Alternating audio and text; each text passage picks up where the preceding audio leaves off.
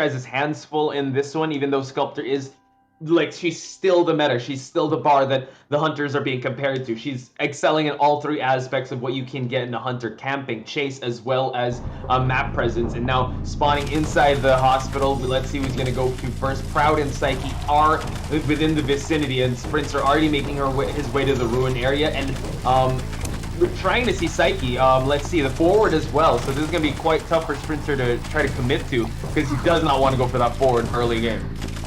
That is true, but on the other side, you know, you have a total of 4 survivors, and if you really want to find that one survivor, it's definitely going to be a little bit more difficult. But we can see that he is actually concentrating on that Psychologist right now. Psychologist can tank a hit, as you already said. As soon as she is hit, she will start healing.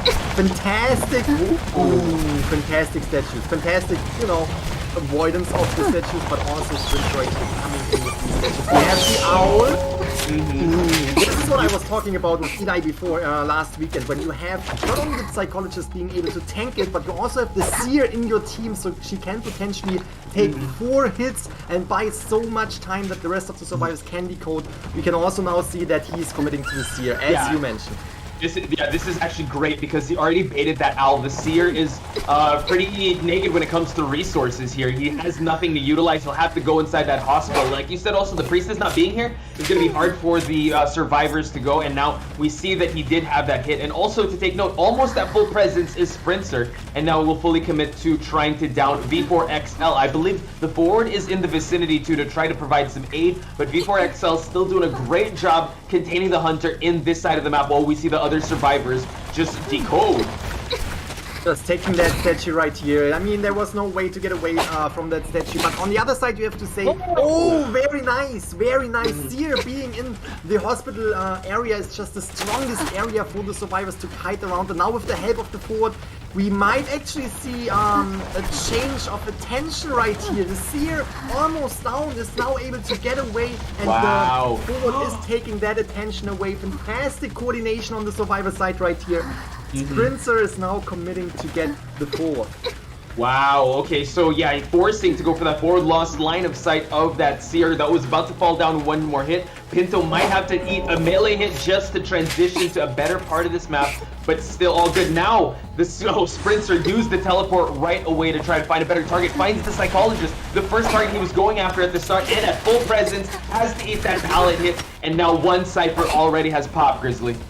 Very, very nice, but now you have to see that the Psychologist is basically as helpless as the Seer when it comes to skills, already utilizing her self-healing ability, and that will put her into a space where one hit will also bring her down. I mean, you know, she can still get the statue hit right here. That wouldn't... Oh... As you mentioned, yeah. Okay, yeah, that wouldn't look that good, but we have Proud, the first survivor on the gen. As you said, survivors are already popping these Cypher machines. And just looking at the war of attrition here, he already spent that owl. There's no more football left for the forward to use. Mercenary still has some elbow pads to go for that rescue, but we're still at 4 Cyphers, and the hunter is already at full presence. So Sprinter really needs to sit on this momentum if he wants to capitalize on the surge of the game here. Now, 3 Cyphers already remain. We do see that the Mercenary already elbow pad away from that Cypher that just popped. Who will be going for the rescue? That is the question to ask.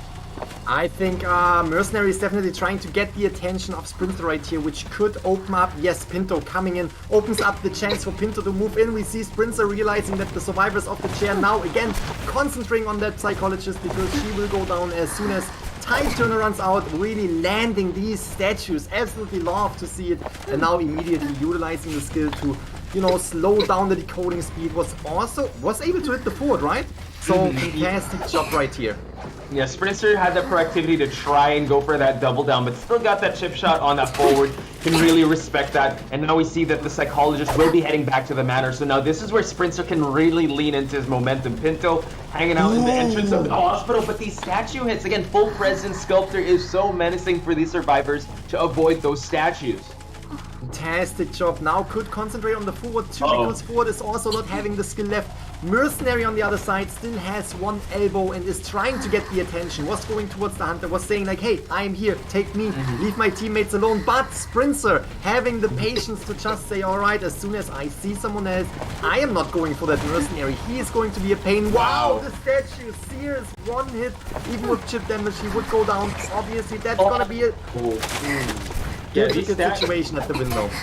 Yeah, the resources have been so efficiently spent by Sprinter. That teleport was well timed. These statues have been landing. Again, the way he was able to, just get that presence of that sculptor really played in his favor. Early game, it was kind of on the back foot, but this is what the sculptor still presents, ladies and gentlemen. Very dominant, presence all around the map, and now you see that the mercenary is forced to go for that rescue early. We do see that, he's trying to avoid these statues, gets the rescue, oh my god, and the last effort will be popped. Fantastic job just avoiding the statues and just getting that rescue without even taking damage. But we have Sprinter right here being patient and really concentrating, focusing on the Seer because he wants to bring out these survivors one by one. And obviously Seer would be the next target that he's really going for. He's also trying not to only scare off the mercenary but to bring down the mercenary. Fantastic job putting the mercenary on the chair and probably concentrating on the Seer right after that. This is putting the survivors into a difficult situation. We can see in the bottom left, forward decoding that Cypher machine. He is also the only one who is alive and he cannot take another statue right here because he would go down. Already a really good situation for Sprinter. There are still 2 Cypher machines remaining, and even with the one that is almost primed, it's gonna be a very difficult task for the survivors to get out of here. And he forced V4XL to use his self-heal, so once he downs that Seer, he can just leave him right there. Pinto hanging around close by the area, giving the Sprinter some tinnitus. And we do see that Sprinter is guarding these 2 Cyphers and spots V4XL trying to make a mad dash to the statue area. Nice avoidance of the statue so far, but he's got to watch out. One more hit and he will be falling down. Mercenary already past the half. And we do see that the forward is hanging out at the 2nd floor. Sprinter just waiting for his skill to cool down so he can try and just swat away that Seer from the statue area.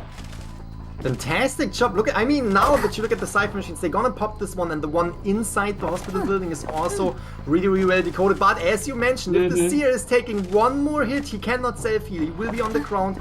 There's no chance for him to get up again. Wow. Avoiding it. Mercenary now out of the game. We can see the Cypher machine pop. Seer will go down. Now I think the forward has the chance to get back and prime that Cypher machine. Yeah. Oh, so close. Look, Kersey, lower left side of the street. That was so close to pop. I mean, it was really almost prime, but Sprinter having the wherewithal to know, all right, I gotta chair the Seer, and now the Cypher did pop. Sprinter now has the Seer past the half. Pinto trying to find an escape route, but we see that Sprinter is on the case and is on the chase. It has detention as well, so let's see how this one goes. The good thing for Pinto right here is that Seer is on the chair. Seer will go down, will get out of the game eventually. Wow! Was just trying to say that the chance they have to get to the dungeon is not the worst, but with these statues against Sprinter Sculptor right here, it is definitely an easy and very difficult task to actually get to that dungeon. And as we see, as soon as... Alright, 100%. we are about to jump into this match, and I'm just really curious now to see that Priestess and how the Priestess will come in, how the portals will maybe change the outcome of this match right here, and how important it is to ban the Priestess in Sacred Heart Hospital. We are jumping right into it. John Tato seems to find Schmidty, who is the forward first, but is definitely concentrating on transitioning away, trying to find a different survivor. What's important here is also to note that the postman already sent the forward a letter, so the decoding is on the side of the survivors, and now we see that John Tato did bring peepers, so at least he has some foresight inside this hospital, chasing MyLeg outside in the ruins area. Now MyLeg already communicating that I need this area to kite in. I might have to eat this hit and try to transition elsewhere, but John Tato just trying to build that presence up. We still have the Seer in the game. Priestess can still provide a long kite. What is What's really good for John Tato is that Priestess already utilized 2 portals to get out of the main building and is leaving her without any skills. And as I mentioned, CSO is just coming in right in time, now going back into the building, trying to buy more time in the strongest kiting area of the map. And this could actually be really, really good. But as I mentioned, we have Milek right here. He only has 1 portal left. He's utilizing it right away.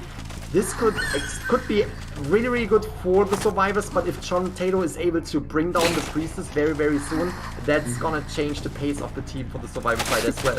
True, and you saw that he dropped the peeper right away, but Milek just getting out of the hospital already, just buying so much time. While the Cypher progress is already popping left and right, we do see that Milek is trying to contain the Hunter here at the shack area. Postman being chased, well, he's actually near the area, so we might provide some support with that dog. So let's see. Oh, he goes. Ooh, hit that dog! What a sniper right here. Extremely good. You can also see how Milek is slowly transitioning from area to area, going back into the building. And we can also see that Schmitty, the forward, was in the area as well. Might come in as a rescuer next. We can see. Oh, basement! This could be a this could actually be a momentum changer. I was just about to say 2 ciphers remain, but this rescue has to be very precise. We do see that Schmitty on the forward is already providing that tinnitus at the 2nd floor, probably waiting for everyone to prime that cipher before he makes that rescue. We do see that the Seer is trying to pop that, well, it's not even half. So Cat's now being monitored by the chisel. So again, really tough decision for them to make, because we do see that John Tato is guarding this basement with his life. That is for sure, and as you mentioned, waiting, Schmitty right there, waiting for the Cypher machine progress to go ahead a little bit further, but then on the other side, both survivors, both Cypher machines haven't been at halfway. Very nice. Stun is trying to get into that basement. Huge stun. Taking harm right here. We have Milek off the chair right now. We have Titan. They will definitely be able to get out of this basement right here. But obviously, John Tato trying to land these hits, trying to get the double hit right here, jumping down. Last effort is kicking in, and now concentrating on that Priestess. Priestess will go out of the game, so definitely wants to get that. Yeah, Schmitty does have half a football left, so John Tato just looking over his shoulder. He can't pick him up just yet. We do see the Seeker. Oh my god, running past him, circling around. He missed the hit, and now he gets the hit, and now can he pop it in time? Oh, that is right here. Fantastic job. Wow, the team coordination, as you mentioned, and even with Schmitty coming in with the stun or trying to stun, they knew they had it timed perfectly, like just perfectly out right here. Schmitty now really going into a corner, trying to buy more time, getting away from both gates, trying to buy the rest of the team enough time to open the gates and get out of there. We have teleportation coming in, and oh! The Seer, can he crawl his way out? John Tato picks him up in time, but now we see that the forward can heal up, but we do see that John Tato going for the Seer first. Priestess and Postman are already at that exit gate. John Tato has to worry about Schmitty now to try to tie things, just to alleviate the points, but you do see at the lower left side of the screen, ladies and gentlemen, that the Postman and Priestess already opened up this shack gate, and Schmitty getting up from that healed state, and now John Tato wants more survivors on rocket chairs. That is gonna be a very difficult task. He utilized the teleportation, so he can't really get in time to the gate. So, long they have the only key, so there's no way that he will catch up the time that he would have if he could use teleport. Just utilizing that gamekeeper to bring down the survivor side. I'm not even sure. I think he was still having 2 or 3 Cypher machines remaining and was really bringing down the survivor side. But seeing him right here on Ever Sleeping Town in round number 2 still is surprising me a little bit, but let's just jump right into it. We're gonna see Potato, we're gonna see the Entomologist, the Patient. Really, really curious to see some new characters, at least for today, and how this will go for both sides. Again, just want to highlight this. ICT is currently a little bit behind with B4U taking the first round, so they want to pick up the pace right here. They want to get the points. And not to mention also that Potato always go for, in the previous week also went for peepers, and does have peepers as well.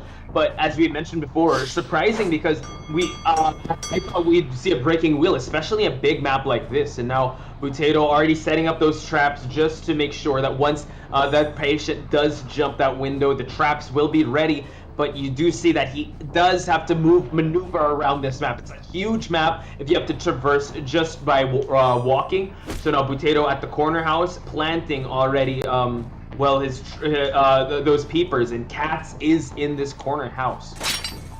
It's right here, being the forward, you really, I really don't want to go for that forward, especially in this area right here, is quite strong. You can really buy a lot of time, and as you can see, Cats really knowing what to do, just staying in this area, trying, oh, that might actually be extremely good. There we have the first hit, fantastic job from Butedo coming in with that hook and immediately swinging at Cats. Now Cats still has the entire football left. He can still utilize that to get away, and he's doing that right here, getting into that pallet, throwing it down, trying to establish some distance.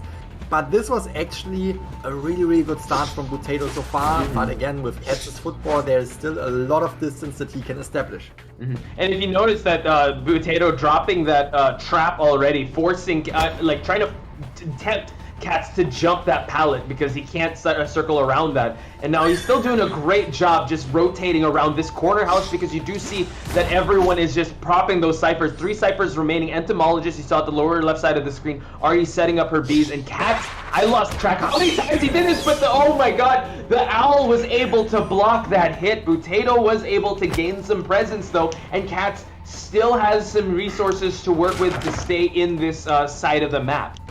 Fantastic job so far, and it's also at the same time, we mentioned this, is staying away from the teammates and giving them the time to decode the cipher machines they want to decode. As I mentioned before in the previous match where we have seen it, that the survivors are really separated. Even if you want to go for a different survivor, you would have to cross the entire map right now. There comes the hook, and that might be it for Cats right here. Forward is down, but at the same time, look at the cipher machines. 2 cipher machines remaining, and we also have Schmitty right there in the area getting ready to rescue already.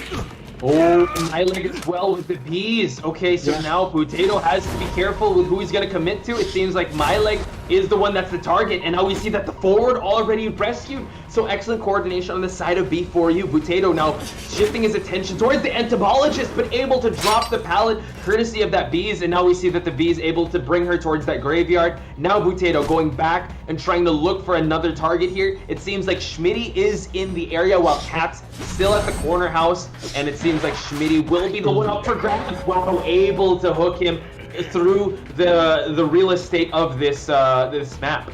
Really nice, but at the end of the day, he was just buying more time. Now getting out of there with the hook, just buying a lot of time for the survivors to decode the cipher machines. We are down to 1.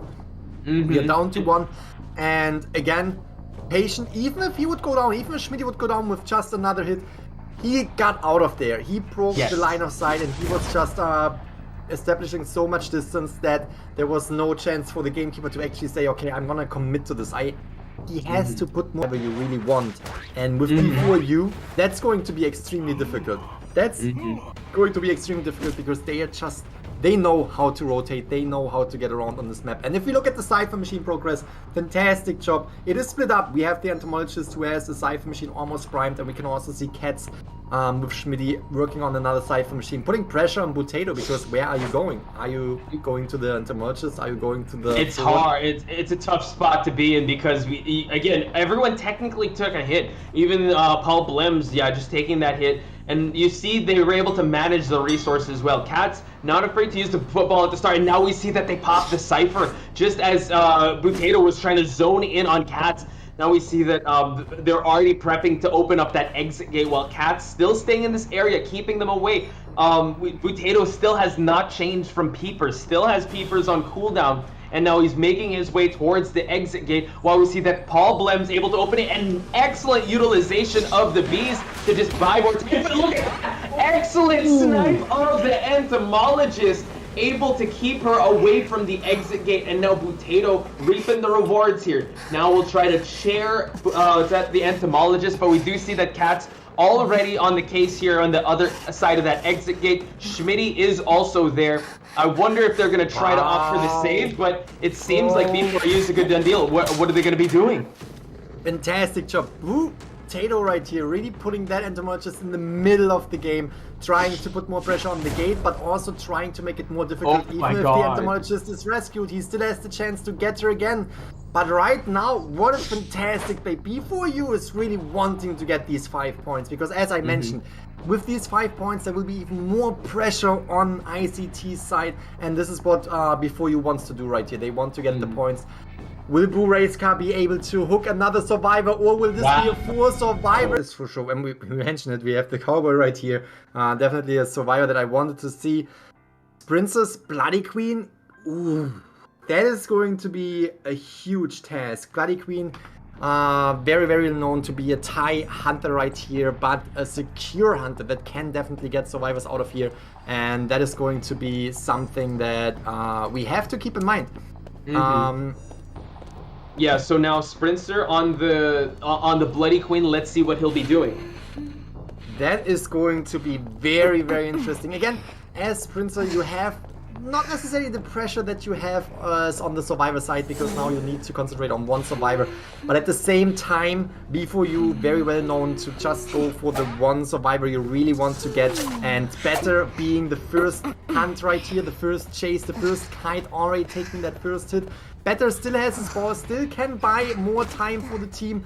But again, this can be difficult. This can be difficult because the playstyle of Sprinter will be more aggressive, especially towards one survivor right here. You really want to focus on that one survivor.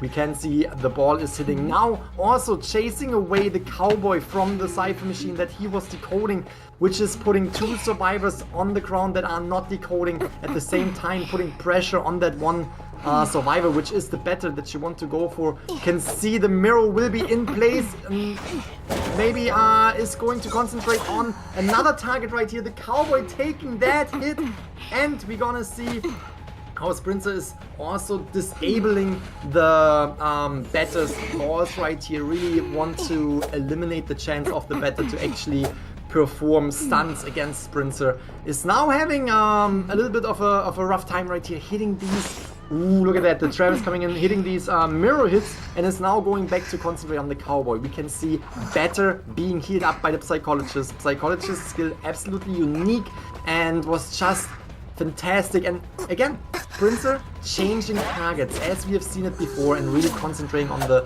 most efficient survivor he can go for.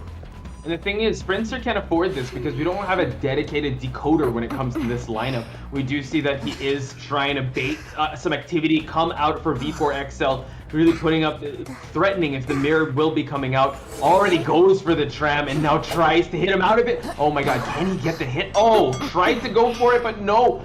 The patient was able to enter the tram, and now we see that the cowboy already working on a cipher, Batter already transitioning away. 4 ciphers still remain, so they're doing a great job so far. But we know that Sprinter works like a diesel engine. It wants to pick his shots, go for the most optimal target. Again, the keys to victory for him is just go for one survivor, and you see that he is kind of dwindling the resources. The cowboy already has half of a lasso left. We do see that the patient did take that hit. So the side of ICT, they're doing a pretty good job just containing Sprinter and just focusing on decoding. We do see that Proud already loading up that lasso. Sprinter wanting to get another hit on Proud and waiting for him to use that lasso. Already moves back and does a 180, goes for a charge hit, and Proud has to eat that melee hit. Great job from the survivor side. Just want to mention that again, you have the pressure to keep all survivors alive, and this is exactly what they are doing. They're decoding a little bit slower, but they are focusing on healing up. They're focusing on taking turns on the hunter, on taking turns on the kite, because that's what they have to do. They have to do, they have to buy time each, and every single survivor has to do their part. We have the cowboy down, and we can see Batter already coming in again. Decoding is definitely something they have to do, but what they are concentrating on right now is really keeping everyone alive. Batter, I think the second ball was just destroyed. Yes. That's what I mentioned earlier. Go ahead. No more resources for the Batter to work with, and this is what you were talking about, dwindling the resources. Now the Batter has no more threats for Sprinter to worry about. The cowboy is already on this rocket chair. They do have to make this save or else they will be out of this tournament. We do see that the Batter drops down. has to eat that normal hit. Sprinter will try to focus his attention on downing this Cowboy. Excellent lasso, but the mirror is already ready, and Sprinter pops the last effort. Cowboy will be falling down when Tide Turner loses its effect. Look at the Cypher machines. One Cypher machine remaining. Fantastic job from the survivors. Again, they need all survivors out of here. They're doing everything that they can do to keep each other alive. The one Cypher machine that is remaining is almost primed. If we look at the bottom left, we can see the decoding taking place. You can see the batter going in for the rescue. We have the Cowboy. Oh, we have the patient.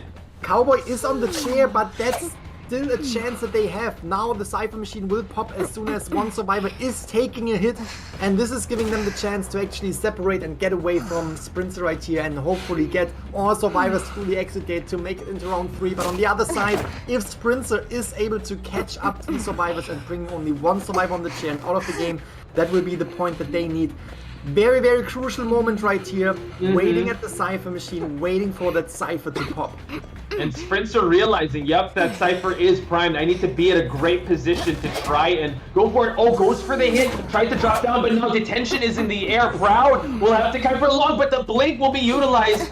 Again, it's going to drop down hit and not able to get out. And now the cooldown of that mirror is already done. Cowboy has to avoid this hit, but the Cowboy will be falling down, and this is his last chair. Look at the batter. Look at the batter. Batter is in the area. Batter is there and was batter is actually at the exit gate. Yeah, this is gonna be quite tough. That's the last time he's gonna be in that rocket chair. So they will have to go for 3 survivors out. But you know what that means, ladies and gentlemen. B4U will be moving on in this turn.